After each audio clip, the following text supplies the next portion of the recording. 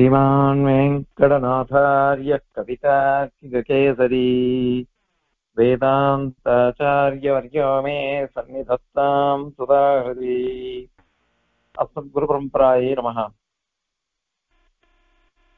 முதல் ரெண்டு ஸ்லோகங்கள்னால ஜீவாத்மா அப்படிங்கிறவன் தேகத்தை காட்டிலும் வேறுபட்டவன் அப்படின்னு சாதிச்சு முடிச்சுட்டார்.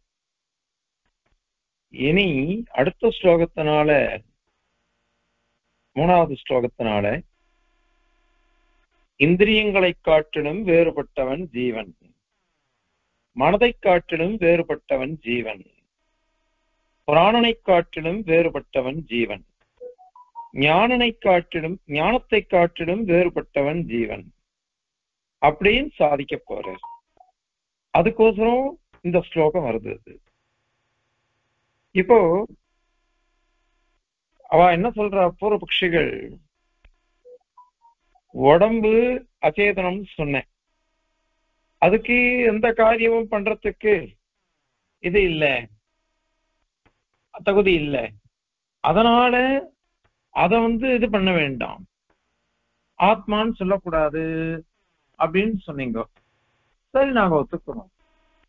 ஆனா இந்திரியங்களே ஆத்மா அப்படின்னு சொன்னா என்ன தவறு வரும்? அதை ஒத்துக்கலாமே. ஏன்னா இந்திரியங்கள் அப்படிங்கிறத அங்கீகரிக்கிறதுல ஒன்னும் விரோதம் இல்லை. ஏன் விரோதம் இல்லை அப்படின்னாக்கா, இப்ப இந்திரியங்கள் இல்லாம ஞானம் வராது இல்லையா?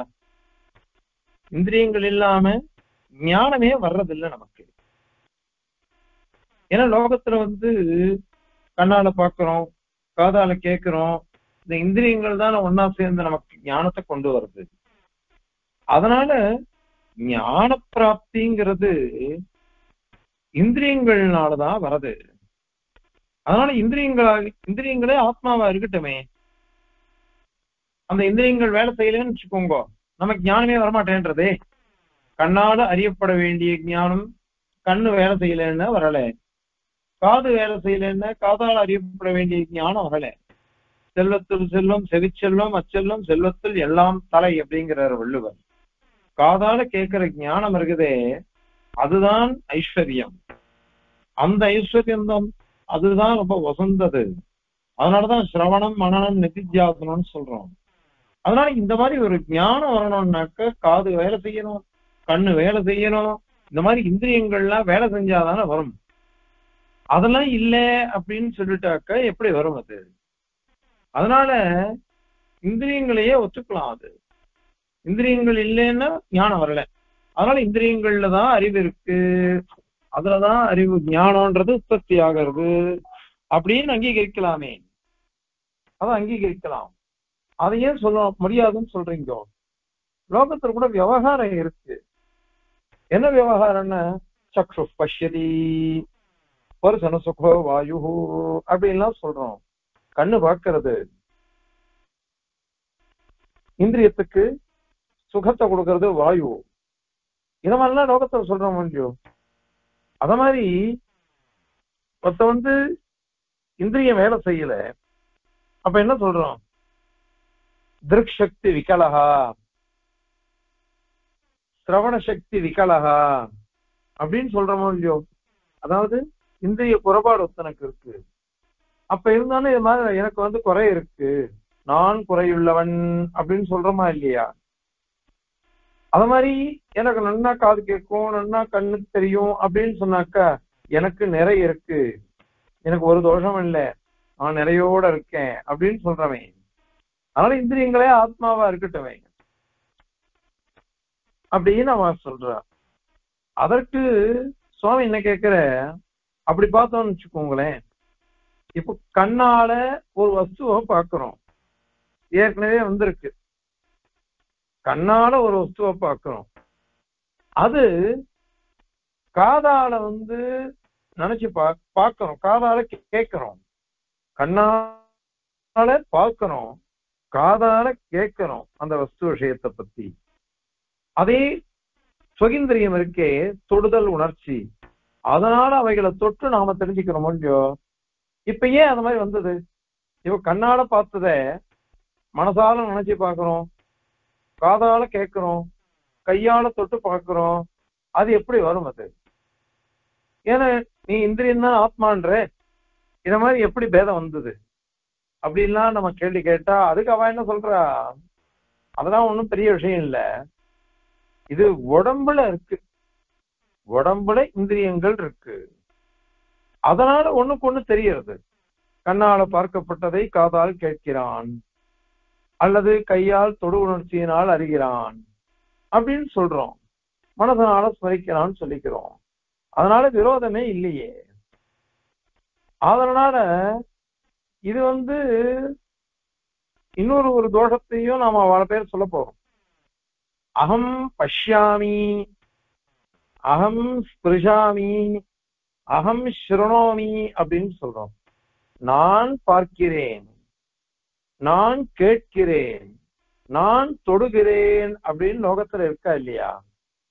இப்போ பிரிச்சு பிரிச்சுதான் அகம் ஸ்பிருஷாமி, நான் தொடுகிறேன், நான் கேட்கிறேன், நான் பார்க்கிறேன், இப்படி எல்லாம் அகங்கிறது எல்லா இந்திரியங்களையும் அன்வயிக்கிறதா இல்லையா? அதனால அது எப்படி வருது? அது இந்திரியங்கள் எப்படி ஆத்மான்னு சொல்ல முடியும் அப்படின்னு கேட்டாக்கா அது தவறு. நீங்க ரிஷாமின்னு சொன்னாலும் சரி, ஸ்ருணோமின்னு சொன்னாலும், பார்க்கிறேன், கேட்கிறேன், தொடுகிறேன், எதை சொன்னாலும் சரி, அகம்ன்றதான முடியறது, அகம்தான் முடியறது அது. அதனால தோஷம் இல்லாது. ஏகையேவ அகம் விவகராமி வதாமி எப்படின்லாம் சொல்றோம். அதனாலலாம் இருக்கிறதுனால இந்திரியங்களே ஆத்மாவாக இருக்கட்டுமே அப்படின்னுட்டு அவருடைய பட்சமா இருக்கு. இந்திரியங்கள் தான் ஆத்மா அப்படின்னு, அது தப்பு. இந்திரியங்கள் ஆத்மாவாக ஆக முடியாது. காரணம் என்னன்னா, சரீரமே ஆத்மான்ற விஷயத்துல எத்தனை தூஷணங்கள் சொன்னமோ அந்த தூஷணங்கள்லாம் இங்க வரும். எப்படி வரும் அப்படின்னாக்கா, சரீரமே ஆத்மானாக்கா நம்ம என்ன கேட்டோம், சரீரம் ஒரு சமுதாயமா ஆத்மாவா இருக்கா, அல்லது ஒவ்வொரு அவயவங்களும் ஆத்மாவா இருக்கா, எப்படி இந்த சைதன்யம் எப்படி இருக்கு ஒவ்வொன்றுத்துக்கும், அந்த மாதிரி எல்லாம் கேள்வி கேட்டோம். அதுக்கு அவ என்ன பதில் சொன்னாலும் நம்ம திருப்பி கொடுத்துட்டோம் பதில்.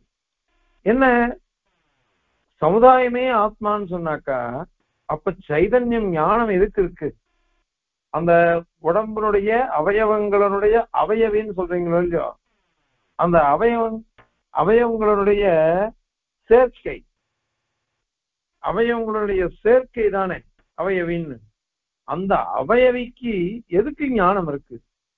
அவயவங்கள்ல இல்லாத ஞானம் அவயவியில இருக்குமா? இத மாதிரிலாம் எத்தனையோ நம்ம பதில் சொல்லிட்டு வந்துட்டோம். ஞானம் காரணானுகுணம் காரியம், காரணங்களான அவயவங்கள்ல ஞானம் இல்லைன்னாக்கா அவயவியான சரீரத்தை எப்படி ஞானம் இருக்கும்? அதனால அவயவி பட்சமும் சரியில்லை, அவயவ பட்சமும் சரியில்லை அப்படின்னுட்டு நிறைய பதில் சொல்லிட்டோம் அங்க. அந்த மாதிரிதான் இந்த இடத்துல கூட அவயவங்கள் இந்திரியங்கள்லாம் எல்லாம் சேர்ந்து ஆத்மான்னு சொல்றியா, அல்லது இந்திரியங்கள் ஒண்ணும் தனித்தனியா ஆத்மான்னு சொல்றியா? எப்படி நீ அது சொல்ற? நீ அதுல எப்படி சொன்னாலும் தோஷம் வருது. இப்ப கைதான் ஆத்மான்னு சொல்லுங்க, பாணி இந்திரியம், ஏன்னா கர்மேந்திரியம் நமக்கு கொண்டு இல்லையோ. இப்ப கையினால ஒரு அனுபவம் நமக்கு உண்டாகிறது, கையினால நமக்கு ஒரு அனுபவம் உண்டாச்சுன்னு வச்சுக்கோங்க. அப்போ அந்த கை உடைஞ்சு போயிடுறது, உடைஞ்சு போயிட்டாக்கா, ஆனா கையினால நான் எந்த ஒரு அனுபவத்தை அடைந்தேனோ அதை இன்னொரு அவயவத்தினால நம்ம ஸ்மரிக்கிறோமா இல்லையா? நான் இந்த கையை கொண்டுதான் இத்தனை காரியம் பண்ணேன், எனக்கு நான் எவ்வளவோ காரியம் பண்ணிப்பேன், எனக்கு கை ரெண்டு கையை எனக்கு தூக்கவே முடிய மாட்டேன்றது, ரொம்ப வலிக்கிறது, எனக்கு எத்தனையோ எனக்கு கஷ்டமா இருக்கு. அப்படி என்ன பண்றேன்னா, எவ்வளவோ காரியம் இந்த கையால நான் பண்ணினேன், இப்ப என்னால ஒண்ணுமே முடியலையே இந்த கையால அப்படின்னு எனக்கு ஒரு பிரதீதி உண்டாகுது, மனசுல அந்த சிந்தனை உண்டாகிறது.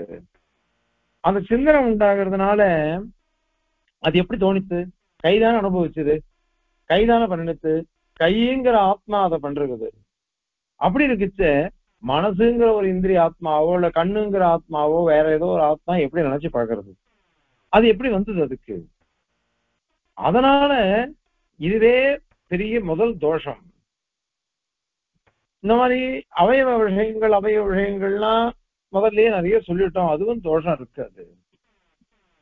அதே மாதிரிதான் இன்னொன்னு ஒண்ணு இருக்கு, பிரத்யபிஜம் இருக்கு. அத ஜடத்திரவியசரத்திலேயே 8வது ஸ்லோகத்தை சாதிச்சிருக்கார். ஏகார்த்த பிரத்யபிஜா பவதி திருதரா தர்சன ஸ்பர்சனாபியாம் அப்படின்னு சாதிச்சிருக்கார். அதனால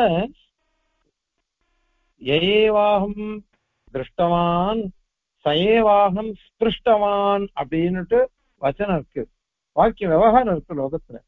எந்த நான் கண் பார்த்தேனோ அந்த நான் தான் தொடுகிறேன் அப்படின்னு லோகத்துல ஒரு பிரத்யபிஜம் இருக்கு.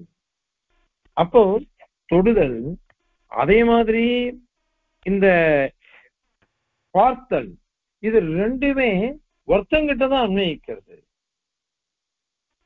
அது யாரு அப்படின்னு இவைகளை காட்டிலும் வேறுபட்டவன் அப்படின்னு தான் வருது. அது இது ஒரு தோஷம் உங்க சித்தாந்தத்துல. இந்த பிரத்யபிஜம் எப்ப வரும்னாக்கா, இந்த இந்திரியங்களை காட்டிலும் ஆத்மா வேறுபட்டவன் சொன்னாதான் பிரத்யபிஜங்கிறதே வரும். அதனால நீங்க இந்திரியங்களே ஆத்மான்னு சொன்னா இந்த பிரத்யபிஜம் வரவே வராது. இன்னொரு விஷயம் இருக்கு, இந்த இந்திரியங்களுக்கெல்லாம் நியத காரியங்கள் இருக்கு. கண்ணு என்னத்தை பார்க்கும்? ரூபத்தை தான் பார்க்கும். காது சப்தத்தை தான் கேட்கும். சுகிந்திரியமா என்ன பண்ணும் அப்படின்னாக்க தொடுதல் உணர்ச்சி உண்டுதான் அதுக்கு உண்டு. மூக்கு வாசனையே முகரும். நாக்கு ரசங்களை தான் அறிந்து கொள்ளும். இத மாதிரி ஒவ்வொரு இந்திரியத்துக்கும் ஒவ்வொரு காரியம் நியத்தமா இருக்கா இல்லையா? அதனால இப்ப அத்தனையும் கொண்டு நான் கண்ணால் பார்க்கிறேன், காதால் கேட்கிறேன். அத மாதிரி இப்ப இந்த வார்த்தை பாருங்க, கண்ணால் பார்க்கிறேன், இது ஒரு யுக்தி நம்ம சித்தாந்தத்துல. கண்ணு பார்க்கிறது அப்படின்னு சொல்றதெல்லாம் உபச்சாரம். ஏன்னா கண்ணுன்றது ஒரு அச்சேதனம். ஒரு ஆத்மாவானவன் இந்த கண்ணை பார்த்து நீ பார் அப்படின்னு ஆக்கியிடுறான். இப்படி அவன் உத்தரவு போட்டான்னாதான் அந்த கண்ணு பார்க்கறது. அதனால கண்ணால் பார்க்கிறேன், கண்ணு கருவிதான், ஒரு உபகரணம் தான். அப்ப உபகரணத்தை கொண்டு நாம் என்ன பண்றோம்? கண்ணால் பார்க்கிறேன். கண்ணாத திருதியா விபக்தி, கர்த்திருக்கரணையோ திருதியா அப்படின்னுட்டு இதுல பாணினி சொல்லிட்டு போயிட்டார். அதுக்கு என்ன அர்த்தம் அப்படின்னா, ராமேன பானேன ராவணோ ஹதஹா அப்படின்னு சொல்றோம். ராமனால் அம்பினால் ராவணன் கொல்லப்பட்டான் அப்படின்னு சொல்றோம். இப்போ இங்க இந்த பதங்கள்ல, இந்த வாக்கியத்துல 3 பதங்கள் இருக்கு. ராமேன பானேன ராவணோ ஹதஹான் 4 பதங்கள். அதுல பாருங்க, ராவணோ ஹதஹாங்கிறது பிரதமா விபக்தி, கொல்லப்படுபவன். கொல்லப்பட்டான், யார் கொல்லப்பட்டான்? ராவணன் கொல்லப்பட்டான். யாரால்? ராமனால். அப்ப பாணியனன் 3வது பக்தி, அதுக்கு என்ன சொல்றதுன்னா பானத்தை கொண்டு கொல்லப்பட்டான். பானம்ங்கிறது அங்க அம்பு, அது உபகரணமா தான்.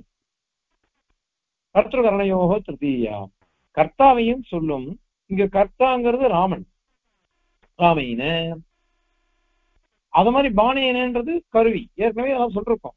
அதனால இந்த இடத்துல ஒரு கருவியா தான் இருக்கும். கண்ணால் பார்க்கிறேன், காதால் கேட்கிறேன், கையால் தொடுகிறேன். அது மாதிரி நம்ம 3ஆம் விபக்தியை கொண்டுதான், 3ஆம் வேற்றுமை இருக்க திருதியா விபக்தி, அது கரணவாச்சியா இருக்கும் அந்த இடத்துல. அதை கொண்டுதான் நாம பண்ணிட்டு இருக்கோம். இது நமக்கு ஒரு யுக்தி. ஆகையினால இப்படி பிரத்யபிஜ்ஞை இருக்கு. ஒவ்வொரு இந்திரியத்தையும் நான் என்ன பண்றேன்னாக்கா, ஒவ்வொரு இந்திரியத்தை கொண்டு இதெல்லாம் அறிந்து கொள்கிறேன். அது மாதிரிலாம் இருக்கு. ஆகையினால இந்திரியங்களுக்கு ஆத்மத்தொன்றது வரவே வராது. இது ஒரு விஷயம். அது மாதிரி நான் கண்ணால் பார்க்கிறேன்னு சொல்ற முடியும். அந்த மாதிரி நான் கண்ணுதான், நான் காதுதான், நான் மூக்கு, நான் ரச ஜிஹ்வா அப்படின்னு லோகத்துல இல்ல பிரயோகம். அந்த மாதிரி லோகத்துல பிரயோகம் இருந்ததுன்னு வச்சுக்கோங்க, அப்பவாவது நீங்க சொல்றத அங்கீகரிக்க பார்க்கலாம். ஆனா அத மாதிரி பிரயோகமே இல்லையே லோகத்துல. அத மாதிரி பிரயோகம் இல்லை. அகம் சக்ஷுகு, நான் கண், நான் காது, அப்படிலாம் பிரயோகமே கிடையாது லோகத்துல. வேற எப்படி இருக்கு? அகம் சக்ஷுடா சுருணோமி, இத மாதிரிதான் இருக்குது.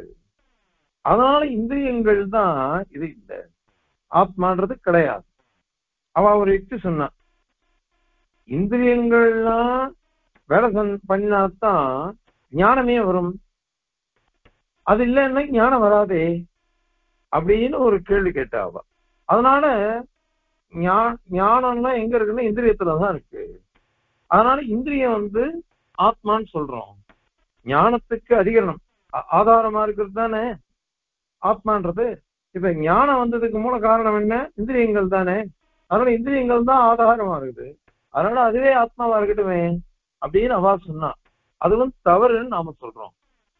ஏன் அப்படின்னா, இது அறிவுக்கு, இந்த ஞானத்துக்கு ஆதாரம் ஞாதாதானே தவிர்த்து இந்திரியங்கள் இல்லை. இன்னைக்கு காலத்தாலதான் ஸ்ரீபாஷம் சொல்லிட்டு இருந்தாடியா, ஸ்ரீபாஷம் காலட்சேபம் சொல்லிச்ச ஒரு விஷயம் சொன்னான். அது அவ அவ்வேதி கண்டனம் பண்ணுச்ச. அது என்ன வருது அப்படின்னாக்கா, அப்பிரகாசிதார்த்த பிரகாசகத்துவம் எதுக்கு இருக்கு? இதுவரையும் நமக்கு தெரியாத விஷயத்தை தெரிவிக்கிறது. அது எது தெரிவிக்கும்? எது தெரிவிக்கும்? விளக்கு இருக்கே, தீபம், அந்த தீபத்தினுடைய ஒளிதான் நமக்கு தெரிவிக்கிறதா, அல்லது இந்திரியங்கள் தெரிவிக்கின்றனவா, அல்லது ஞானம் தெரிவிக்கின்றதா? நமக்கு தெரியாத விஷயத்தை தெரிவிக்கிறது எது அப்படின்னு கேட்டு, அதுக்கு பாஷ்யக்காரர் என்ன சாதிக்கிறாருனாக்கா, இந்திரியங்களோ வெளிச்சமோ விளக்கோ நமக்கு தெரிவிக்கிறது இல்லை. விளக்கு என்ன பண்றது அப்படின்னாக்கா, தன்னுடைய வெளிச்சத்தை கொண்டு இந்த வஸ்துக்களை நம்ம பாக்குறோமோ இல்லையோ, அந்த வஸ்துக்கள் இருட்டுல தெரிய மாட்டேன்றது, இருட்டுல தெரிய மாட்டேன்றது. அப்போ கண்ணிந்திரியம் இருக்க, சக்ஷு இந்திரியம், அதற்கு விரோதியா இருக்குது இருட்டு. அதனால அந்த இருட்டை போக்கடிக்கிறதுக்கு உபயோகப்படுறது இந்த வெளிச்சம்ன்றது. அதனால அது ஒரு கருவி, அவ்வளவுதான். அது மாதிரி இந்திரியங்கள்லாம் என்ன பண்றது? கண்ணால் நான் பார்க்கிறேன், அப்ப மனசு அதுல சேரணும், அதுக்கப்புறம் எனக்கு ஞானம் வரணும்.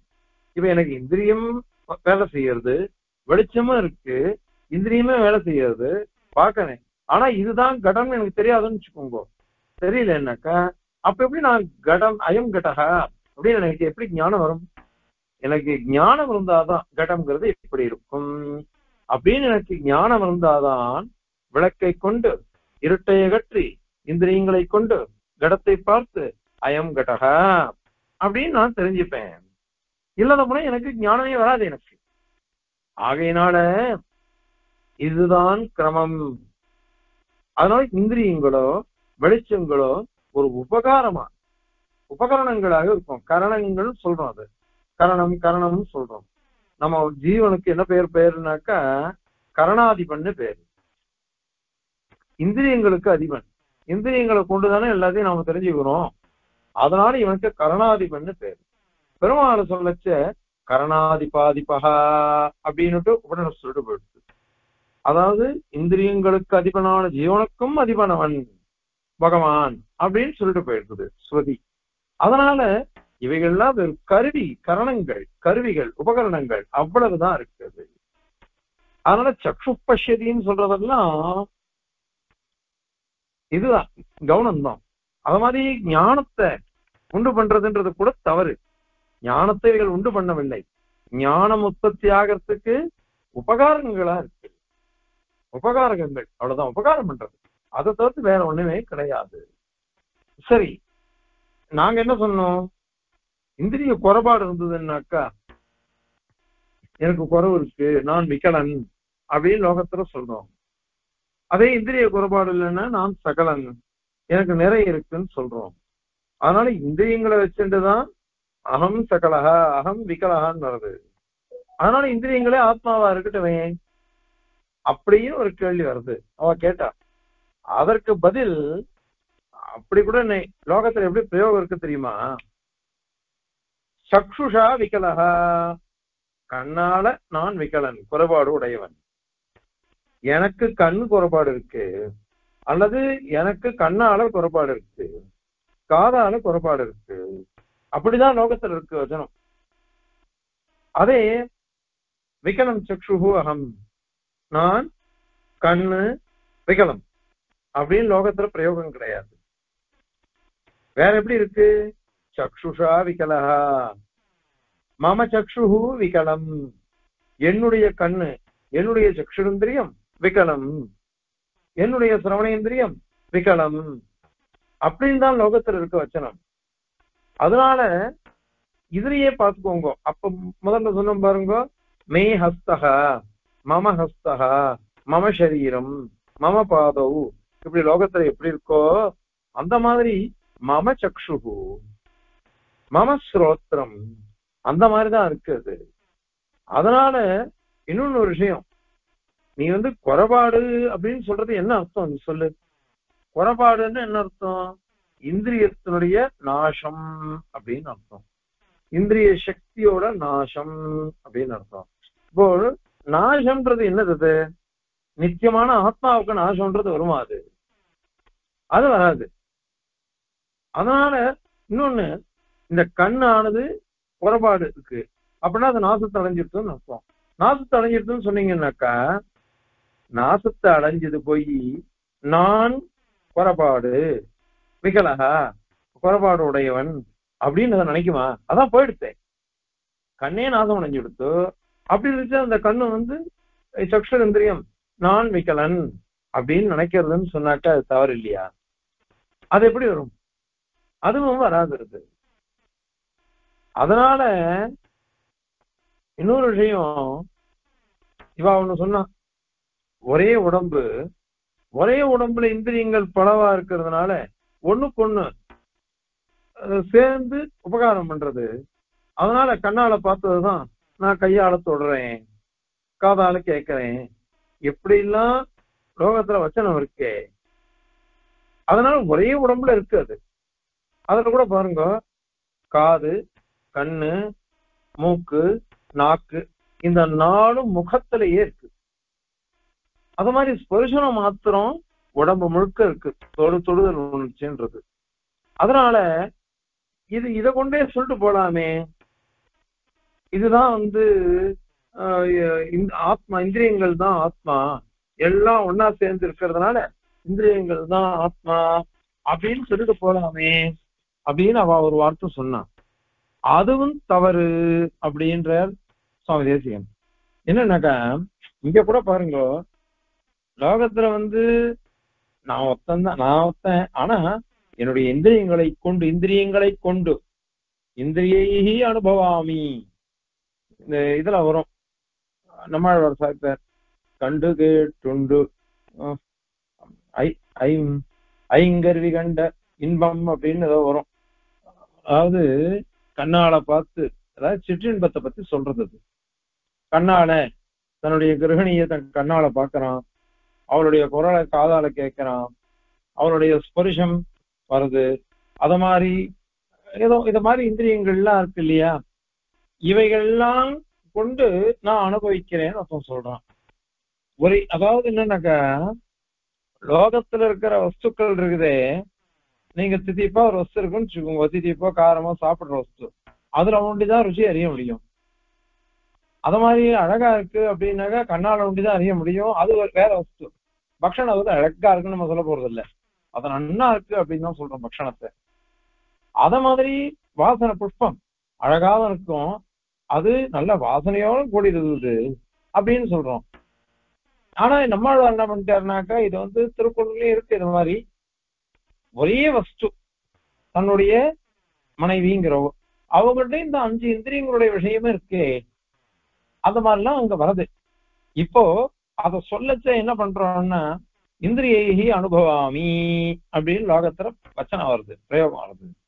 இந்திரியங்களை கொண்டு நான் அனுபவிக்கிறேன், நான் அப்படிங்கிறது ஏகவச்சனம், அனுபவாமி ஏகவச்சனம்.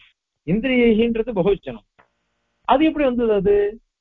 அது உதாரணம் சொன்னதை க்ஷமிக்கணும். அது என்னன்னாக்கா நம்மாழ்வார் சாதிச்சிருக்கேன்ட்டு அது ஞாபகம் வந்து விஞ்ஞாபிச்சுட்டா அது இங்க தேவையில்லை. ஆனா இந்திரியை அனுபவாமி, அகம் இந்திரியை அனுபவாமி, இந்திரியங்களை கொண்டு நான் அனுபவிக்கிறேன் அப்படின்னு பிரயோகம் இருக்கு லோகத்துல. லோகத்துல அது மாதிரி பிரயோகம் இருக்கிறதுனால இப்ப இந்திரியங்கள் தான் ஆத்மான்னு சொன்னோம்னு வச்சுக்கோங்க, அப்போ விபரீதம் வந்துடுறது. அதனால இந்திரியங்கள் ஆத்மான்னு சொல்லக்கூடாது. அது மாதிரிதான் இந்த இந்திரியங்களுக்கு அகம் அப்படின்னு ஏகத்துவம் வர முடியாது, ஞானம் வராது, ஞானமும் அதுக்கு வராது. இத மாதிரிலாம் சொன்னதுனால இந்திரியங்கள் தான் ஆத்மா அப்படிங்கிற பட்சம் சர்வாத்மனா தோஷத்தோட கூடினது. ஆக இந்திரியங்கள் பல, ஆத்மாங்கிறது ஒருத்தன், இந்திரியங்கள்றது அச்சேதனம், ஆத்மாங்கிறதோ சேதனம். இந்திரியங்களுக்கு ஞானம் கிடையாது, ஆத்மாவுக்கு ஞானம் இருக்கு. இந்திரியங்கள் கருவிகள், ஆத்மாவோ கர்த்தா. இந்திரியங்கள் உபகாரகங்கள், ஆத்மாவோ ஞாதா. இந்திரியங்கள்னால வரக்கூடிய உபகாரத்தை கொண்டு இந்த ஞாதாவானவன் தன்னுடைய ஞானத்தை கொண்டு அறிகிறான் அப்படின்னு தான் லோகத்துல பிரயோகம் இருக்கு. எப்படிலாம் இத்தனை வச்சனங்கள் இருக்கிறதுனாலையும் அகம் சக்ஷுகு, அகம் ஸ்ரோத்ரம், இந்த மாதிரி யாருக்குமே அனுபவம் கிடையாது. அகம் சக்ஷுரேந்திரியவான், நான் கண்ணிந்திரியத்தை உடையவன், இந்த மாதிரிலாம் தான் இருக்கு. எப்படி மம சரீரம் சொன்னமோ அந்த மாதிரி மம சக்ஷுகு, மம ஸ்ரோத்ரம், இத மாதிரிதான் லோகத்துல பிரயோகம் இருக்கு. ஆகையினால இந்திரியங்கள் ஆத்மாவாக ஆக முடியாது எப்படின்னுட்டு விலட்சணமா சொல்லி முடிச்சுக்கிட்டார். சரி, இதுதான் வேண்டாம். இப்ப இந்திரியங்கள் வேணா பலன் நீ சொன்ன, ஆனா மனசு இருந்துட்டு போட்டவே. மனசுங்கிறது ஒண்ணுதானே, மனசுங்கிறது ஒண்ணுதான். அதனுடைய வியாபாரங்கள் பல இருக்கலாம், ஆனால் மனசுங்கிறது ஒண்ணுதானே, அதுதான் ஆத்மாவா இருக்கட்டுமே. காரணம் என்னன்னாக்கா இப்ப ஒரே பொருளா இருக்காது, ஒரே பொருள். இன்னொன்னு மனசுக்கு அவயவித்துவம் அவயவத்துவம் அதெல்லாம் கிடையாது, அது ஒன்னாதான் இருக்குது. அதனால இந்த கேள்விகளுக்கு எல்லாம் பிரசக்தியே கிடையாது இல்லையோ.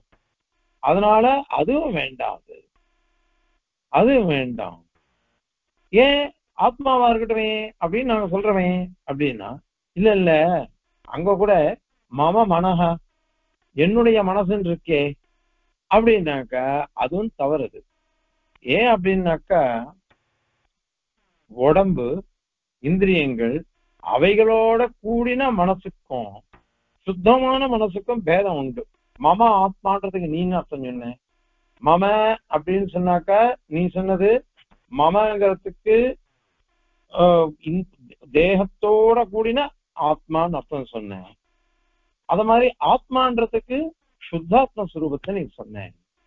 அந்த மாதிரி இங்கேயும் மம மனஹான்னா மம அப்படிங்கிறதுக்கு உடம்பு இந்திரியங்கள் இவைகளோட கூடின மனசுக்கு மமன்னு அர்த்தம். மனஹான்றதுக்கு சுத்தமா இருக்கிற மனசு இருக்குது பாருங்க, அதுதான் ஆத்மஸ்வரூபம். அப்படியே இருந்துட்டு போலாமே அப்படின்னு அவ கேட்கிறா. அதற்கு பதில் அதுவும் தவறு. ஏன்னா ஸ்மிருதி இருக்குதோ இல்லையோ, அதுக்குதான் காரணமா மனசு இருக்கு. எல்லாத்துக்கும் காரணம் இருக்க போறது, எல்லாத்தையும் சொல்ல போறோம். பிரதானமா என்னன்னாக்கா நம்ம நினைச்சு பாக்குறதுக்கு தான் மனசு இருக்கு. நினைச்சு பாக்குறதுன்னா என்ன அர்த்தம்? இப்போ எதையோ ஒன்னத்த நான் அனுபவிச்சிருக்கேன், எந்த காலத்திலயோ நான் ஒரு அனுபவம் இருக்கு எனக்கு. ஸ்ரீமுஷ்ணம் பெரியாண்டவன் கிட்ட அடியனுக்கு எவ்வளவோ அனுபவங்கள், அத மாதிரி ரிஷிங்கள்கிட்ட அப்படி ஒரு அனுபவம், திருக்குணஞானவன்ட்ட அப்படி ஒரு அனுபவம் இருக்கு. இப்ப இதெல்லாம் எந்த காலத்திலயோ நடந்தது. அத இப்ப அடியே நினைச்சு பாக்குறேன். சுவாமியுடைய அனுபவம்லாம் கேட்கவே வேண்டாம், நித்தியபடி ஒரு நாள் ஒரு வாட்டியா ஸ்மரிக்காம இருக்குமா சுவாமிய? இத மாதிரி நினைக்கிற மொழியோ இந்த ஸ்மிருதி இருக்கு பாருங்க, நினைத்தல், அதற்கு மனசுதான் காரணமா இருக்கு, அதுதான் ஆதாரம், அதுதான் நாங்க சொல்றோம். இப்ப நீங்க சொல்லனாக்கா என்ன பண்ணணும் தெரியுமா? ஸ்மிருதிக்கு கர்த்தாவா மனசு இருக்குதுன்னு சொல்றியா? ஆதாரமா இருக்குதா? அப்போ ஸ்மிருதிக்கும் மனசுக்கும் பேதம் இருக்கா இல்லையா? அல்லது ஆத்மாவுக்கும் மனசுக்கும் பேதம் இருக்கா இல்லையா? நீ எப்படி சொன்னாலும் உன்னால சொல்ல முடியாது. ஏன்னா தர்மிகிராக பிரமாணம் இங்க விரோதம். அது தர்மிகிராக பிரமாணம் வரும். ஏன் விரோதம்? ஏன் அப்படின்னாக்கா மனசை பத்தி சொல்லச்ச ஏற்கனவே அதெல்லாம் பார்த்துட்டோம். ஜடத்திரவிய சரத்துல மனஷ்டானி இந்திரியாணி, மனசோட சேர்ந்த ஞானேந்திரியங்கள் 5, கர்மேந்திரியங்கள் 5, மனசு 1 6 அப்படின்னு நம்ம பார்த்திருக்குமே. இதுல ஏதஸ்மாத் ஜாயதே பிராணஹ மனசர்வேந்திரியானிச்ச அப்படின்ற இடத்துல இந்திரியங்கள் மனசு இந்த அச்சேதன வர்க்கங்கள் இருக்கு பாருங்க, அதோட சேர்த்து இது படிக்கப்பட்டிருக்கு. அச்சேதன வர்க்கங்கள்லாம் சிருஷ்டிக்கப்படும் அவைகள் ஒரு கிரமத்துல அங்க படிக்கப்பட்டிருக்கு. அதுல இந்திரியங்கள், மனசு, அத மாதிரி பிராணன், வாயு, தேகம் இவைகள்லாம் எல்லா பூதங்களையும் அங்க சொல்றதுக்கு ஸ்பஷ்டமா. இத மாதிரி தர்மிகிராக பிரமாணம் இருக்கே நமக்கு ஸ்ருதி தானே. அந்த ஸ்ருதியானது என்ன பண்றதுன்னாக்கா நமக்கு இது கொண்டு வருது. ஸ்ருதி நமக்கு என்ன பண்றதுன்னா இந்த உபகாரத்தை பண்றது, பேதத்தை சொல்றது. பேதத்தை சொல்றதுக்கோசரம் இது வந்துருது. பேதத்தை ஆத்மாவை காட்டிடும் இந்த மனசானது வேறுபட்டது அப்படின்னு நமக்கு பிரமாணம் காமிக்கிறது. பிரமாணம் காமிக்கிறது. இப்படி பிரமாணம் காமிக்கிறதுனால அந்த பிரமாணத்தை அங்கீகரிச்சுதான் ஆகணும். அது தர்மிகிராக பிரமாணம். அந்த தர்மிகிராக பிரமாணத்தை போய் ஒத்துக்க மாட்டேன்னு சொன்னா எப்படி? அதனால விரோதம் வந்துடும். ஏன்னா நாங்க ஆரம்பத்திலேருந்து சொல்லிட்டே இருப்போம், ஸ்ருதிகள் என்ன சொல்றதோ அதுதான் ஏத்துக்கணும்னுட்டு. அந்த ஸ்ருதியானது இத மாதிரி நமக்கு சொல்றது. சாஸ்திரத்தினால இந்த மனசானது நமக்கு சித்திக்கிறது. அதுவும் எப்படி சித்திக்கிறது? எப்படி மீதி இந்திரியங்கள்லாம் நமக்கு உபகரணமா இருக்குதோ அந்த மாதிரி மனசும் உபகரணமாக இருக்கு அப்படின்றது நமக்கு சித்திக்கிறது. அது சித்திக்கிறதுனால நீங்க அதுக்கு விரோதமாக எதுவும் சொல்லக்கூடாது, எதுவுமே சொல்லக்கூடாது. நீ அனுமானத்தினாலதான் நீ சாதிக்கணும். நாங்க ஸ்ருதியை கொண்டே சாதிக்கிறோம். ஸ்ருதி தர்மிகிராக பிரமாணம். அது மாத்திரம் இல்ல, இப்போ இந்திரியங்கள்னு சொன்னோம். அந்த இந்திரியங்கள் என்ன பண்றதுன்னாக்கா, இந்திரியங்கள் என்ன பண்றது? ஒவ்வொரு இந்திரியமும் தான் வேலை செய்யும் பொழுது மனசோட சேர்த்துதான் வேலை செய்யறது. அந்த மனசு வேலை செய்யலைன்னாக்கா இந்திரியங்கள் விஷயத்தை காமிச்சு கொடுக்காது, நமக்கு உபகாரம் பண்ண முடியாது. கண்ணு பார்த்துதான் இருக்கும், ஆனா மனசு வேற எங்கேயோ கவனத்துல இருக்கும். வேற எங்கேயோ கவனத்துல இருந்ததுன்னாக்கா கண்ணு எதை பார்க்கறதோ அதை நம்மளால சொல்ல முடியாது. ஏன்னா மனசு சேர்ந்து இருக்கணும், மனசயோகம் வேணும். மனசயோகம் வேணும்ன்றதுனால அது இல்லைன்னாக்கா வரவே வராதோ இல்லையோ. ஆகையினால மனசோட சேர்ந்து இருக்கிறது தான் இந்திரியங்கள்லாம் வேலை செய்யறது. அதனால இதான் கிரமமா இருக்கும். அது இன்னொன்னு கர்த்தா அப்படின்னுட்டு ஜீவனுக்கு பேரு, ஆத்மாவுக்கு. கரணம் அப்படின்னு இந்திரியங்களுக்கு பேரு. இப்ப கர்த்தா அப்படின்னு என்ன அர்த்தம்? தன்னுடைய ஞானத்துக்கு, ஞானம் வர்றதுக்கு அல்லது தன்னுடைய காரியங்களுக்கு எது எது உபகரணமா இருக்கோ அதெல்லாம் வழி நடத்துறவன், எல்லாத்தையும் அதிஷ்டானம் பண்றவன் அர்த்தம். இதான கர்த்தான்னாக்கா, இப்போ மனசு இந்திரியங்களை ஒண்டி பண்ணும், அந்த இந்திரியங்களையும் மனசையும் அதிஷ்டானம் பண்ணணும்னா அது ஆத்மாவாலத்தான் முடியும். ஏன்னா சைதன்யம் இருக்கணும், ஞானம் இருக்கணும். மனசுக்கு ஞானம் கிடையாதோ இல்லையோ, அதனால அது பண்ணாது. ஆகவே இன்னொன்னு, இப்ப மனசுதான் எல்லாம் பண்றதுன்னு சொன்னாக்கா மனசே கரணம், மனசே கர்த்தான்னு ஒத்துக்கணும். கரணமாவும் இருக்குது கர்த்தாவும் இருக்குது அப்படின்னு சொல்லணும். அது சொல்ல முடியாது. ஆகையினால சித்தாந்தத்துல மனசானது சாஸ்திரத்தினால சித்திக்கிறது. அந்த சாஸ்திரம் ஆத்மாவை தனியாகவும் இந்திரியங்களை தனியாகவும் உடம்ப தனியாகவும் பிராணனை தனியாகவும் ஸ்பஷ்டமா சொல்லிட்டு போயிடுது. அதனால அனுமானத்தினால சித்திக்கிறதுன்னா நையாயிகால்லாம் சொல்லுவார், அது தப்பு. ஆகவே மனசும் ஆத்மா கிடையாது, இந்திரியங்கள் ஆத்மா கிடையாது. அந்த இந்திரியங்களுக்கெல்லாம் அதிஷ்டாதாவா இருக்கக்கூடிய மனசு, அந்த மனசு இருந்தாதான் இந்திரியங்கள்லாம் வேலை செய்யும்னு சொல்றோம். அந்த மனசும் ஆத்மா இல்லை அப்படின்றது இந்த ரெண்டு இது சொல்லப்பட்டது. சரி, அப்போ பிராணம் பிராணன் இருக்கட்டுமே, பிராணன் இருக்கட்டுமே அப்படின்னு மேல கேள்வி வரும். பிராணனும் கிடையாதுன்னு சொல்ல போறோம். ஏன்னாக்கா இவ பிராணன் தான் ஆத்மான்னு சொல்றதுக்கு அவ சில யுக்தி சொல்ற. பிராணாதீன சத்தாகத்துவம் தேகத்துக்கு இந்திரியங்களுக்கு மனசுக்கு எல்லாம் இருக்கு. பிராணன் இல்லாம தேகம் நிக்காது. ஏற்கனவே கதையெல்லாம் சொல்லிருக்கோம், பிராணன் இல்லாம தேகம் நிக்காது, அது மாதிரி இந்திரியங்கள் நிக்காது, அது மாதிரி மனச நிக்காது அப்படின்னு சொல்லிருக்கோம். பிராணன் வந்தாதான் வேலை செய்யறது அப்படின்னு. இதனால பிராணம் இல்லாம இவைகள்லாம் இல்லையோ இல்லையோ, அதனால பிராணாதீனம் தான் இவர்களுக்கு சத்தையே இருக்கிறதுன்றதே. அதனால பிராணனே ஆத்மாவா இருக்கட்டுமே. இன்னொரு விஷயம், ஆத்மாவை கூட பிராணசப்தத்தினால ஸ்ருதி சொல்றது. பூம வித்தியில பிராணன் தான் நாரதர் தெரிஞ்சுக்கிறார், பிராணன் வரையும் சொல்றாரு சமத்குமாரர். அதை கேட்டு சரி பிராணன் தான் பூமா அப்படின்னு நினைச்சுட்டு வர்றாரு. பூமானாக்கா வியாபிச்சு இருக்கிறதுன்னு அர்த்தம். பிராணன் தான் அப்படின்னு நினைச்சுட்டு வர்றாரு நாரதர். அதுக்கு சனத்குமாரர் எஸ் சத்தியேன அதிவததி ஏடத்துவா அதிவததி எஸ் சத்தியேன அதிவததின்னு பிராணனை காட்டிலும் சத்திய சப்தம் இருக்கு, அந்த சத்திய சப்தம் பரமாத்மாவை சொல்லுன்னு சொல்ல போறாரு. இங்க பிராண சப்தத்தினால என்ன சொல்லப்பட்டது அப்படின்னாக்கா ஜீவன் தான். இங்க நிறைய இடத்துல பிராண சப்தத்துக்கு ஜீவவாச்சித்வம் வேதாந்தத்துல பாஷ்யகாரரே அங்கீகரிச்சிருக்க. அதனால பிராணனே ஆத்மாவா இருக்கட்டுமே. பிராணன் இல்லாட்டாக்க லோகத்துல இன்னொன்னு, ஒருத்தனுக்கு பிராணன் இருந்ததுன்னு வச்சுக்கோங்க, அப்பதான் இவன் ஜீவிக்கிறான் அப்படின்னு சொல்றோம். பிராணனை கொண்டுதான் அயம் ஜீவதி, பிராணன் இல்லைன்னாக்கா அயம் நஜீவதி, இவன் ஜீவிக்கவே இல்லை. பிராணன் வந்தாதான் ஜீவிக்கிறான்னு சொல்றோம், பிராணன் இல்லைன்னா ஜீவிக்கிறது இல்லை அப்படின்னு நம்ம தெரிஞ்சுக்கிறோமா இல்லையா. அதனால இங்க பிராணன் தான் ஆத்மான்னு சொல்லணும் அப்படின்னு சொல்ற பூர்வபக்ஷி.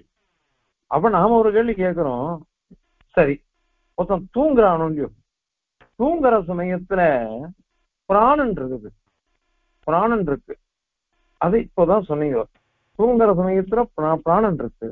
அப்படியானாக்க ஏன் ஞானம் உண்டாகல? நல்லா அடிச்சு போடவன் நான் தூங்கிட்டு இருக்கேன். அப்ப நான் என்ன சொல்றேன், மாமப்பியகம் ந ஞாத்தவான், என்ன கூட நான் தெரிஞ்சுக்கல, நான் எங்க இருக்கேன்னு தெரிஞ்சுக்கல, அப்படி நல்லா தூங்கிட்டேன் நானு. ஏன்னா அந்த சமயத்துல நம்மளுடைய அனுபவம் நமக்கு தெரிய மாட்டேன்றதே. ஏன் ஞானம் வரல? அப்போ பிராணம் தான் ஆத்மா உனக்கு, அதுக்கு ஏன் அப்ப ஞானம் வரல அந்த பிராணனுக்கு ஆத்மாவுக்கு அப்படின்னு கேள்வி கேட்கிறோம். அதுக்கு அவ என்ன சொல்றான்னாக்கா, அப்படி இல்ல, ஞானம் வேணும்னாக்கா வெறும் பிராணனுக்கு ஞானம் வராது. நம்ம சித்தாந்தத்திலேயே பிரளய தசையில நாம எப்படி இருக்கோம் அப்படின்னாக்க, தேகம் இந்திரியம் பிராணன் இவைகள்லாம் இல்லாம பெருமாளோட ஒற்றின்னு இருக்கோம் நாம பிரளய தசையில. அப்ப ஏன் நமக்கு ஞானம் இல்லை? இவன் ஞான சுரூபி ஞான குணக்கன் அப்படின்லாம் சொல்ற முடியோ, அப்ப ஏன் அவனுக்கு ஞானம் இல்லை இவனுக்கு? அப்ப ஞானம் இருக்கணுமா வேண்டாமா? இவனுக்கு ஏன் ஞானம் இல்லை? அந்த சமயத்துல ஞானம் இல்லையே இவனுக்கு அப்படின்னு கேள்வி வரும். அதற்கு நாம என்ன பதில் சொல்லுவோம், இல்ல ஞானம் வரணும்னாக்கா இந்திரியங்கள் உடம்பு பிராணன் இவைகள்லாம் இருந்தாதான் ஞானம் வரும்னு சொல்றோம். அவைகள்லாம் வேலை செஞ்சாதான் ஞானம் வரும் அப்படின்னு சொல்றோம். இப்ப அதை திருப்பி அடிக்கிறான். அந்த மாதிரிதான் இங்கேயும் வெறும் ஆத்மா ஒண்டி இருந்தா ஞானம் வராது நீயே ஒத்துட்டு இருக்கியே, அந்த மாதிரி அதுக்கு சில காரணங்கள்லாம் இருக்க வேண்டாமா? அது இல்ல, தூங்கச்சே இந்திரியங்கள்லாம் வேலை செய்யல, ஓய்வு எடுத்துட்டு இருக்குது. ஓய்வு எடுத்துட்டு இருக்கிற சமயத்துல நமக்கு எப்படி ஞானம் வரும்? அதனால ஞானமே வராதே. அதனால இந்த ஸ்ருதி வாக்கியமே பிராணனை ஆத்மாவா சொல்றது பாருங்க. பிராணோஸ்மி பிரஜாத்மா அப்படின்றான் இந்திரன் பிரதர்தனனுக்கு. நான் பிரஜாத்மாவாக ஆன பிராணனாக இருக்கிறேன் அப்படின்னு இருக்குது. அது சரி, அப்படி பார்த்தான்னாக்கா மம மனஹான்னு சொன்ன மாதிரி மம பிராணாகான் இருக்குதே, மம பிராணாகான்றது அது எப்படி சரியா போச்சு? அதுவும் விரோதம் தானே. மம பிராணாகான்றது அதுக்கு நீ என்ன சொல்லுவேன் அப்படின்னு கேட்டாக்கா இது ஒண்ணும் பெரிய கேள்வியே கிடையாது. அதனால இது எப்படின்னாக்கா இதுக்கெல்லாம் ஏற்கனவே நான் முக்கியமான அர்த்தம் கிடையாது. மம மனஹா அத மாதிரி மம சரீரம் அப்படின்றதுக்கெல்லாம் கூட முக்கிய அர்த்தம் இல்லாம கவுன அர்த்தமா வச்சுக்கலாம். அங்கெல்லாம் கவுன அர்த்தமா வச்சுட்டுலாம். அந்த மாதிரி வச்சுட்டாக்கா தோஷம் இல்லை. கவுனார்த்தம் வச்சுட்டோம்னாக்கா தோஷம் இல்லை. அததான் இங்க சொல்றது. அததான் இங்க சொல்றது. அதனால முக்கிய அர்த்தம் கிடையாதுன்னு சொல்லிடுறோம் அப்படின்னு அவ சொல்ற. அதற்கு பதில் இது தப்பு. பிராணவாயுவை நீங்க ஆத்மான்னு சொல்ல முடியாது. ஏன் அப்படின்னாக்கா இதே எந்த தோஷங்கள்லாம் ஆத்மாவுக்கு சரீரமே ஆத்மான்னு சொன்னோமோ அதேதான். ஏன் அப்படின்னா இந்த இது இருக்கே பிராணன்கள் அது பஞ்சவர்த்தி வியபதிஷ்டேன்னு சூத்திரம். தேசிகன் 10 விற்த்தின்னு போட்டார். 10 விதமா இருக்கு அப்படின்னு. ஏன்னா அதுவும் யோக சாஸ்திரங்கள்ல சொல்றது. அதனால 10 விதமா இருக்குன்ற இந்த அவயவங்கள்லாம் வச்சு நான் திருப்பி கேள்வி கேட்பேன். ஒண்ணு, உடம்புல எத்தனையோ அவயவங்கள் இருக்குது. எத்தனையோ அவயவங்கள் இருக்கிறதுனால அந்த அவயவங்கள் இருக்கோ இல்லையோ அவைகள்லாம் தனித்தனி ஆத்மாவா இல்ல எல்லாம் ஒன்னா சேர்ந்த ஆத்மாவா அப்படின்லாம் நான் கேள்வி கேட்பேன். அதற்கு நீ பதில் சொல்லணுமா வேண்டாமா? அதுக்கு பதில் சொல்லு பார்க்கலாம். அதனால அந்த இடத்துலாம் என்ன கேள்வியோ அதே கேள்வி இங்கேயும் வரும். அது தோஷம். அது மாத்திரம் இல்ல, நீ உடம்பு பிராணனாலதான் இருக்குது, இந்திரியங்கள் பிராணனாலதான் இருக்கு அப்படின்னு நீ சொன்ன. அதற்கு பதில் நாங்க என்ன தெரியுமா சொல்றோம்? நீ பிராணனை கொண்டுதான் இவைகள்லாம் இருக்குன்னு. ஆனால் அந்த பிராணவாயு எப்படி காரணமோ அந்த மாதிரி காலத்தை பத்தி சொல்லச்சே சொன்னோம்.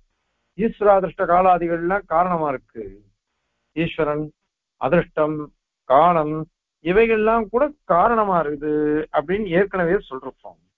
இப்ப இவைகள்லாம் காரணமா இருக்குன்னு சொன்னோம் இல்லையா? அப்போ அவ ஈஸ்வராதீனம்தான் பிரபஞ்சம், காலாதீனம்தான் பிரபஞ்சம், அதிருஷ்டாதீனம்தான் பிரபஞ்சம் அப்படின்னு இருக்கு. அதனால அவைகளையும் ஆத்மாவை சொல்ல முடியுமா? அதை சொல்ல முடியாதே.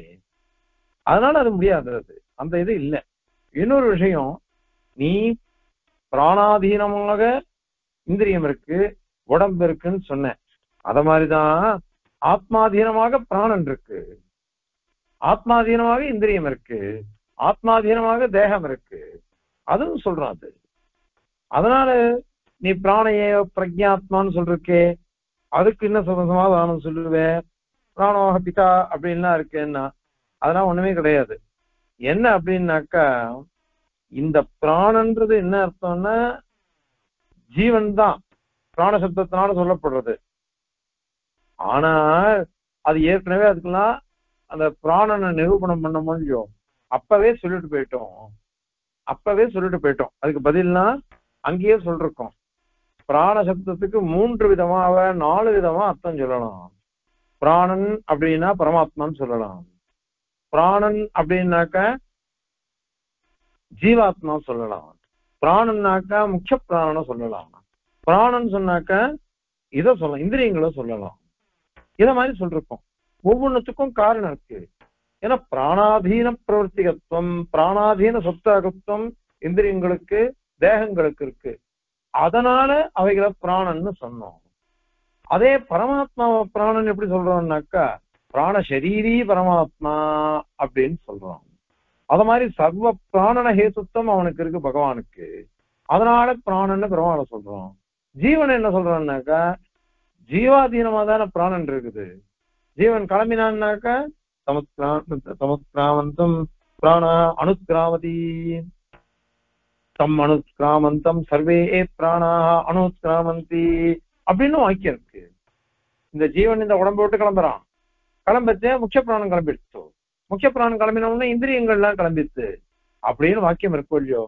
அப்ப இவைகள்லாம் பரமாத்மாதீனமாக நாம இருக்கோம், நமக்கு அதீனமாக இந்த முக்கிய பிராணன் இருக்கு, அந்த முக்கிய பிராணனுக்கு அதீனமாக இந்த இந்திரியங்கள் இருக்குது, தேகம் இருக்கு அப்படின்னு சொல்றோம்.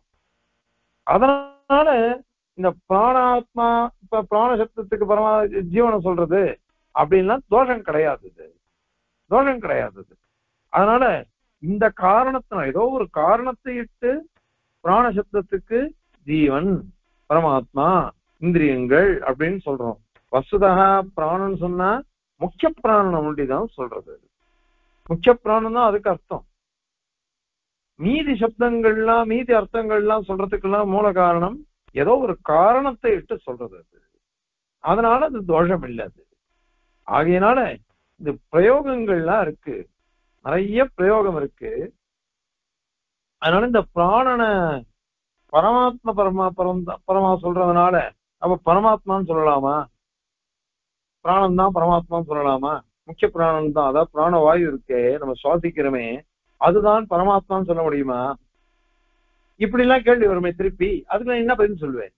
அதனால சாஸ்திரங்கள்லாம் என்ன சொல்லிட்டு போயிடுத்து, இந்த ஜீவனை பிராணன் ஜீவனுக்கு அதீனமா இருக்கு, ஜீவன் உடம்பு நன்னா இருக்கணும்னாக்கா அதுக்கு பிராணன் தேவை, இந்திரியங்கள் நன்னா இருக்கணும்னா பிராணன் தேவை. அந்த மாதிரி ஸ்மிருதிகள்லாம் நமக்கு சொல்லி கொடுத்துருக்கு.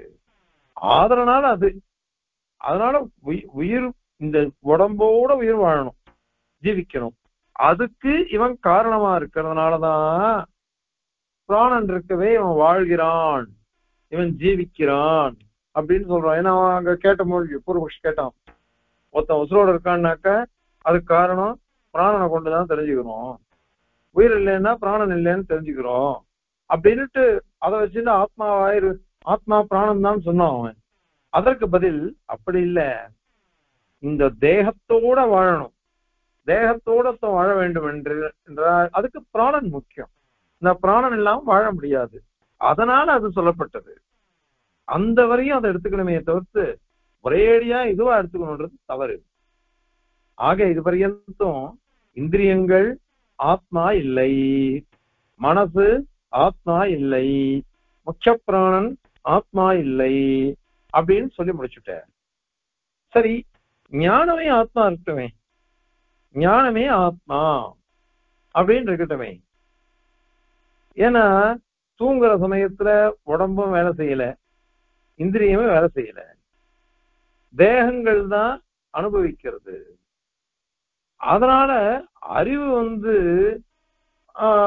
ஞானம்தான், அறிவு இல்லையே. இப்போ எனக்கு தெரியலையா இல்லையா, எனக்கு தெரியலையே, நான் நல்லா தூங்கிட்டு இருக்கேன், அப்பதான் சொன்னோம் நல்லா தூங்கிட்டு இருக்கிற சமயத்துல எனக்கு அறிவு வேலை செய்யறது இல்லை, ஞானமே வேலை செய்யாததுனால நான் எப்படி ஞானமே ஆத்மான்னு சொல்ல முடியும் அப்படின்னு கேட்டாக்கா அதுக்கு அவ என்ன சொல்றான்னாக்கா அப்படி இல்லை, அது இந்த ஞானம் இருக்குது அனுகூல விஷயம் பிரதிகூல விஷயம் எல்லாத்தையும் நமக்கு காமிச்சு கொடுக்கிறது. அதனால அனுபவிக்கிறவன் ஆத்மா. அப்ப தூங்குற சமயத்துல இந்த ஞானம் இருக்கு பாருங்க, ஞானம் என்ன பண்றதுன்னாக்கா விஷயத்தை விட்டு வெளில வந்துடுறது, விஷயத்துக்கிட்ட எல்லாம் போக மாட்டேங்கிறது ஞானம், போறதில்லை. அதையும் முழிச்சுட்டு இருக்குது, அதெல்லாம் வருது. இதனால இது பௌத்தாலாம் இப்படி சொல்ற, பௌத்தால இந்த ஞானம் இருக்கும் இல்லையோ, அதாவது பௌத்தா சொல்றது என்னன்னாக்க ஏற்கனவே நிறைய சொல்லிருக்கோம். அயம் கடக அயம் படக, இதம் சேதனம் இதம் அச்சேதனம், இப்படி எல்லாம் நம்ம ஒவ்வொன்றும் பிரிச்சு பாக்குறோம் இல்லையா. நமக்கு ஞானம் இருக்கு, இந்த ஞானத்தை கொண்டு பல விஷயங்கள் நாம தெரிஞ்சுட்டு இருக்கோம். இதெல்லாம் ஒவ்வொரு விஷயத்தை பத்தியும் நிறைய நமக்கு ஞானம் இருக்கு. இது எப்ப இருக்கு அப்படின்னாக்கா முழிச்சுட்டு இருக்குச்சு. ஜாகிரத அவஸ்தையில நமக்கு அது மாதிரி இருக்கு. அதே ஒருத்தன் தூங்கிட்டு இருக்கான், அந்த சமயத்துல இந்த ஞானத்தினுடைய பேதம்ங்கிறதே போயிடுறது.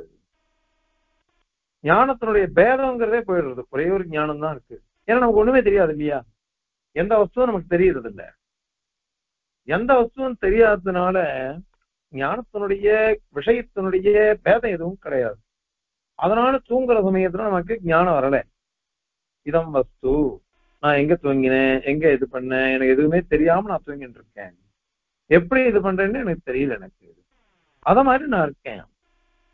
அதனால இது பௌத்தால் சொல்றது, ஞானமே ஆத்மாவா இருக்கட்டும், ஞானமா ஆத்மாவா இருக்கட்டும் அப்படின்னு அவ சொல்ற. அது தப்பு. ஞானம்ன்றது ரெண்டு விதமா நாங்க ஒத்துட்டு இருக்கோம். ஒண்ணு ஸ்வரூபம், இன்னொன்னு தர்மபூதமா இருக்கிறது.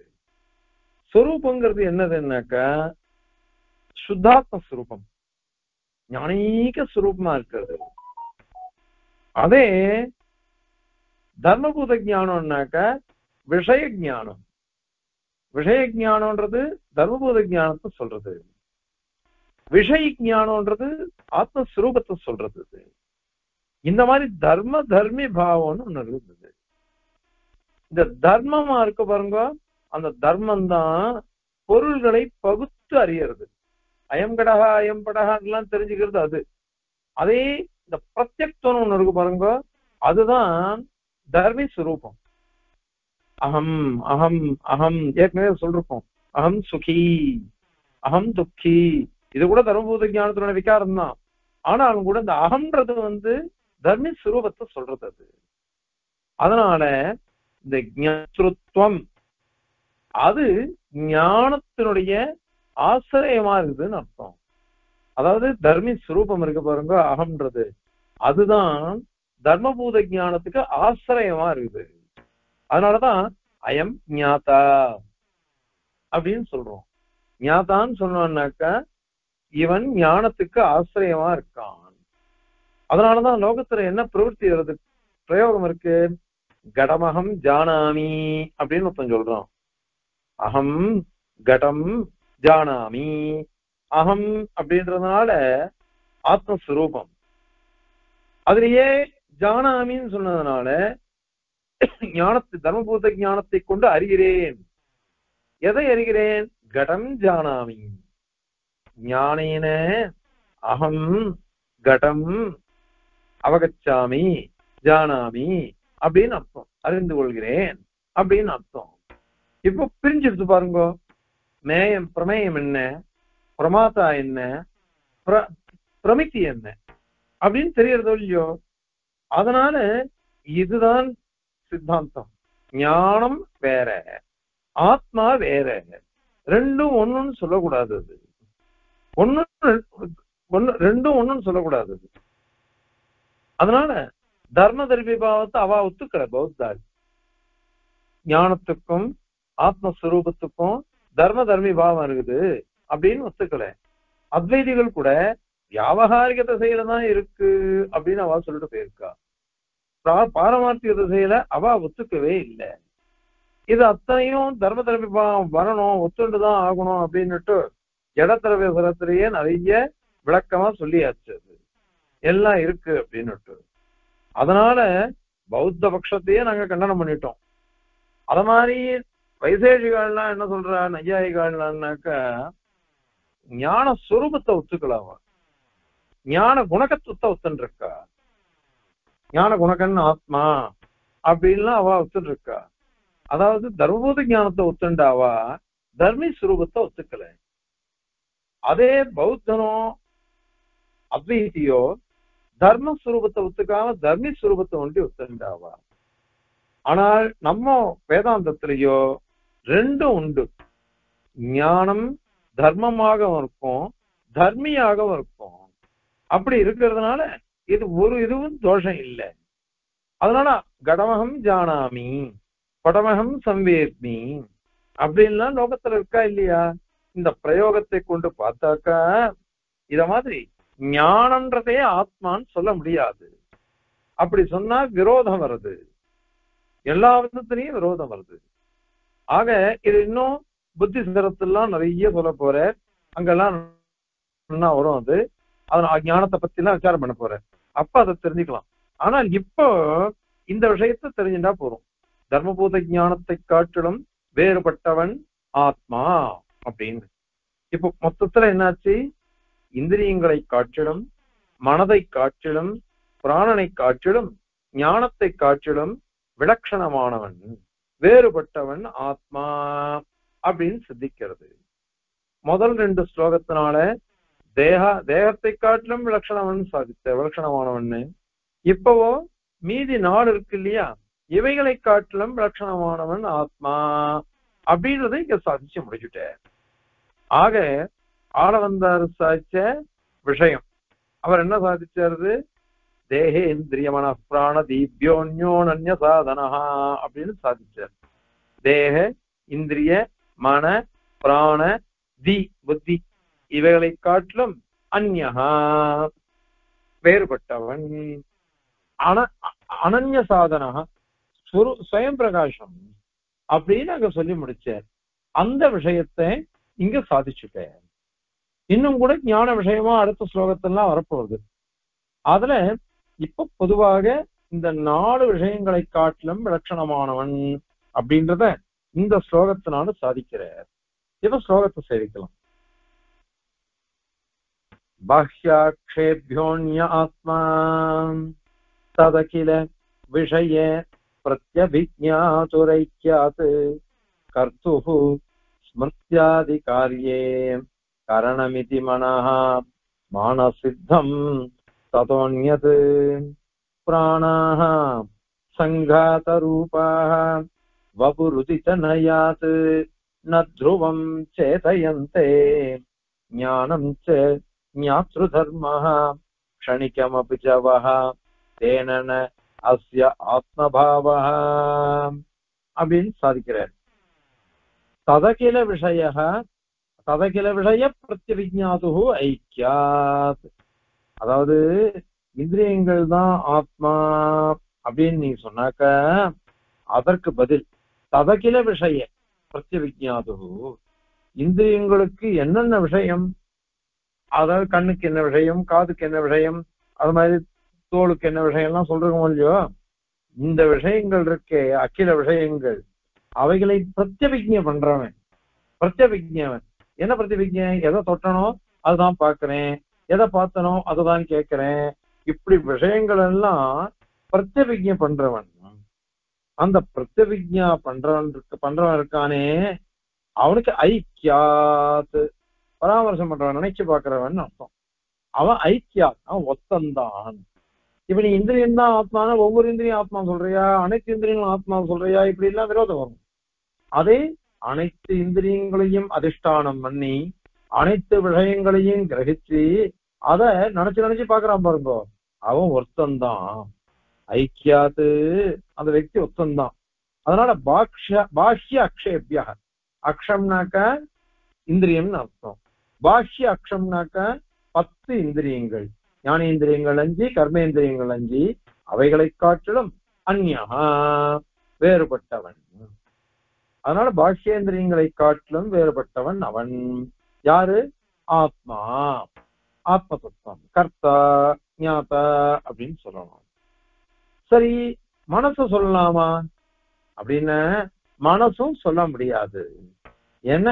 மனஹா, மனசானது ஸ்மிருத்தியாதிகாரியே கரணமிதி, ஸ்மிருதி அது மாதிரி இந்திரியங்களுக்கு உபகரிக்கிறது, அவைகள் எல்லாம் கொண்டு வந்து சமநிலைப்படுத்துறது, விஷயங்களை கிரகிக்க வைக்கிறது, இத மாதிரி விஷயத்துல அது கரணம், உபகரணமா இருக்குது, உபகரணமா இருக்குது, அது உதவுறது, உபகாரகமா இருக்குது. அப்படி இருக்கிறதுனால ததஹ அந்யது, இந்த கர்த்தாவா இருக்கக்கூடிய ஆத்மாவை காட்டிலும் வேறுபட்டவன். ஏன் இதை கர்த்தான்னு சொல்லணும்னாக்கா, இவைகள்லாம் கரணங்கள் தான். கர்த்தாவா இருக்கிறவன் சேதனனாத்தான் இருக்க முடியும். அதனால சேதனமா இருக்கக்கூடிய ஆத்மாவை காட்டிலும் மனசு வேறுபட்டது. அதனால மனசை காட்டிலும் வேறுபட்டவன் ஆத்மான்னு சித்திக்கிறது. ஆக இந்திரியங்களை காட்டிலும் வேறுபட்டவன், மனசை காட்டிலும் வேறுபட்டவன். அது மாத்திரம் இல்ல, மானசித்தம் பிரமாணத்தினால தர்மிகிராக பிரமாணம். தர்மிகிராக பிரமாணம் என்ன பண்றதுன்னாக்கா, ஸ்ருதியானது மனசு இந்திரியங்கள் இவைகளை கரணங்களாக உபகரணங்களாக சொல்றது. ஆத்மாவையோ கர்த்தாவாக சொல்லிருந்தது. இப்ப நீங்க சொல்ற பிரகாரம் பார்த்தாக்கா ஒரே வஸ்து கரணமாவும் இருக்குது கர்த்தாவாவும் இருக்குதுன்னு சொல்லிடணும். அது தவறு. அது அந்த மாதிரி லோகத்துல சொல்றது கிடையாது. ஆகையினால அது தேவையில்லை. ஆக ஒவ்வொரு இந்திரியங்களும் நாம ஏதாவது ஒரு காரியம் பண்ணணும்னு நினைச்சாக்கா அதை பண்ணி முடிக்கிறதுக்கு உபகாரங்களா இருக்குது. அதனால அவைகள் எல்லாம் காரணம், கரணம், உபகரணம், உபகாரகம் அப்படி எல்லாம் சொல்றோம். அது மாத்திரம் இல்ல, பிராணன்கள் தான் சொல்லட்டுமே, பிராணன்கள் ஆத்மாவா இருக்கட்டுமே அப்படின்னு சொன்னாக்கா சங்காத ரூபாக பிராணாக. ஏன்னா பஞ்சவர்த்திரம் ஜெகதிஷதேன்றதுனால இந்த வாயுவே பிராணனானது 5 நிலையை அடைஞ்சிருக்குது. பிராணாபானம் யான உதான சமானம்னு இப்படி இவைகள்லாம் சங்காதமா சமுதாயமா இருக்குதா? இந்த பிராணம் தான் ஆத்மான்னு நீ சொன்னியானாக்க ஒவ்வொன்றும் ஆத்மாவா, அதனுடைய அவயவே ஆத்மாவா, இந்திரியங்களை கேட்கிற மாதிரி சரீரத்தை கேட்டா மாதிரி சங்காத ரூபா பிராணாக இந்த சமுதாய ரூபமா இருக்கிற பிராணங்கள் தான் இத மாதிரி ஆத்மா அப்படின்னு சொல்றியா? அப்படின்னாக்கா வபுருதித்தனயாத், வப்புன்னு சரீரம், சரீரமே ஆத்மா அப்படின்னு சொல்றதுக்கு நாம எத்தனை நம்ம இதெல்லாம் சொன்னோம், தூஷணங்கள்லாம் சொன்னோம். அந்த தூஷணங்கள்லாம் கொண்டு பார்த்தோம்னாக்கா அப்போ ஆத்மா வேற, ஆத்மா வேற, பிராணன் வேறன்னு தெரிஞ்சிடும். அதே தூஷணங்கள் தான் இங்கேயும். அதனால அது வேற இது வேறன்னு வந்துடும். அதனால அதுவும் தவறு. அது இந்த பட்சத்திலையும் தோஷம் வந்துடும். அது அதனால துருவம் சேதயந்தே, துருவம் நிச்சயமா இருக்கும். நிச்சயமா சொல்றோம். சேதயந்தே ஞானத்துக்கு ஆதாரமா பிராணங்கள்லாம் ஆகிறது இல்ல. பிராணங்கள்லாம் ஆதாரம் என்ன அர்த்தம்? இந்திரியங்களுக்கு ஆதாரமா இருக்கும், அவ்வளவுதான். அது மற்றபடி ஞானத்தை கொண்டு வர்றதுக்கெல்லாம் அது இது இல்லை. அது அப்படின்னு அர்த்தம். சரி, அது மாத்திரம் இல்ல, ஞானம்ன்றது இருக்கட்டுமே அப்படின்னு கேட்டா வஹா இந்த மாதிரி சொல்றவன் பௌத்தம் தான் பிரதானமா சொல்றான், ஞானமே ஆத்மான்னுட்டு. சாங்கியன் கூட ஒத்துக்கிறான். ஆனால் ஒரு ஔபாதிகமா அதை ஒத்துன்னு இருக்கான். ஞானத்துக்கு கர்த்திருவம் ஞாத்திருத்தம் அதெல்லாம் ஔபாதிகமா இருக்குன்னு ஒத்துன்னு இருக்கான் சாங்கியன்.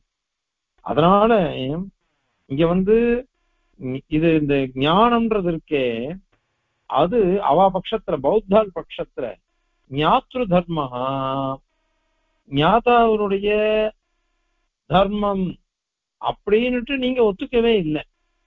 அப்படி இருந்தா கூட அது க்ஷணிக்கம்னு நீங்க சொல்லிட்டு போயிட்டீங்க. எல்லாம் க்ஷணிக்கம், எல்லாம் க்ஷணிக்கம்னு அவ சொல்றா பௌத்தார். அந்த விஷயத்த நாங்க ஏற்கனவே கண்டனம் பண்ணிட்டோம்.